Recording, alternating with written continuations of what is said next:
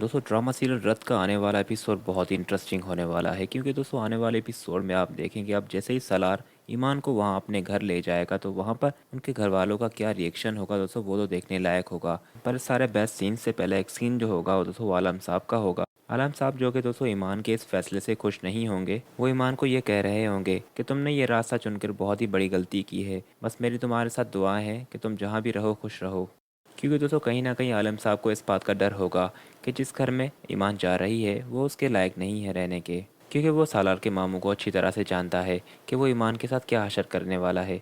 जिस पर ईमान उसे ये कह रही होगी कि सालार बहुत अच्छे हैं और मैंने उन पर इतबार करके ही इनसे शादी की है, और मुझे पूरा पूरा भरोसा है कि ये मुझे कभी तनहा नहीं छोड़ेंगे। जिस पर दोस्तों आलम साहब को भी ये तसल्ली मिलेगी कि मेरी बेटी सालार के हाथों में है तो वो कभी रुस्वा नहीं होगी। और फिर जैसे ही दोस्तों सालार और ईमान वहाँ पर पहुँचेंगे तो लायक तो ईमान को देखकर परेशान हो जाएगा और उसे कहेगा कि कौन है ये लड़की और इसे यहाँ पर क्यों लाए हो सालार तुम। और फिर जब सारे घर वालों को ये भी मालूम लग जाएगा कि सालार ने इस लड़की के साथ निकाह किया है, यानी कि ईमान के साथ, तो कहीं ना कहीं तो बाकी घर वाले दोस्तों बहुत ही खुश होने लगेंगे। पहले तो दोस्तों वो इस बात को गलत समझेंगे कि ये वार उनके ऊपर किया है सालार ने, पर फिर जब सालार का बाप अपनी बीवी को समझा रहा होगा कि दरअसल में लायक भाई को गुस्सा जो है वो सालार पर नहीं कि उस लड़की के ऊपर और उसके बाप पर है, और तुम बेफिक्र हो जाओ, ये 2-3 दिनों में मामला सेट हो जाएगा। खैर ईमान और सालार जैसे ही लायक के सामने आएंगे तो लायक तो ईमान को कहेगा कि कितने पैसों की लालच है तुम्हारे बाप को, बताओ।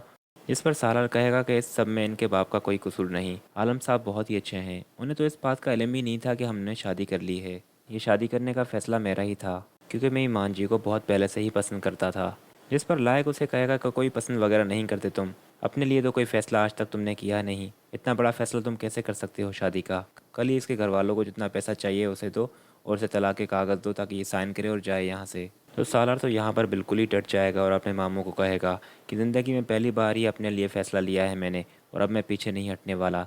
ईमान यहीं रहेगी और मेरे साथ रहेगी, ये कहीं नहीं जाएगी। उसके बाद तो सालार की जो सौतेली माँ होगी वो सालार पर बहुत ही गुस्सा होगी, और वो तो ईमान के सलाम का भी जवाब वगैरह नहीं देगी। वो तो उसे अपनी बहू तस्लीम करने से भी इनकार कर देगी और सालार को कहेगी कि भाई तो अपनी बहनों का मान होते हैं, और तुमने अपनी बहन के साथ क्या किया, अब तुम्हारी वजह से तुम्हारी बहन की शादी खतरे में आ गई है। तो ये बात सुनने के बाद सालार और ईमान को बहुत ही बुरा लगेगा कि ईमान और सालार के इस फैसले के बाद, यानी कि शादी के बाद, वाकई में उसकी बहन की शादी खतरे में आ गई है। और फिर दोस्तों ईमान और सालार यही बात कर रहे होंगे कि क्या हम लोगों ने ये फैसला करके कोई गलती तो नहीं की। और फिर सालार जाके अपनी बहन से बात करेगा और उसे कहेगा कि मुझे माफ़ कर दो, मैंने ये फ़ैसला करने में तुमसे मशवरा नहीं किया। पर सालार की बहन दोस्तों यहाँ पर वो तो बहुत ही खुश होगी और उसे कहेगी कि मैं तो बहुत ही खुश हूँ कि आपने ईमान से शादी की। ज़िंदगी में पहली बार आपने अपने बारे में सोचा है, आपको अब पीछे नहीं हटना चाहिए।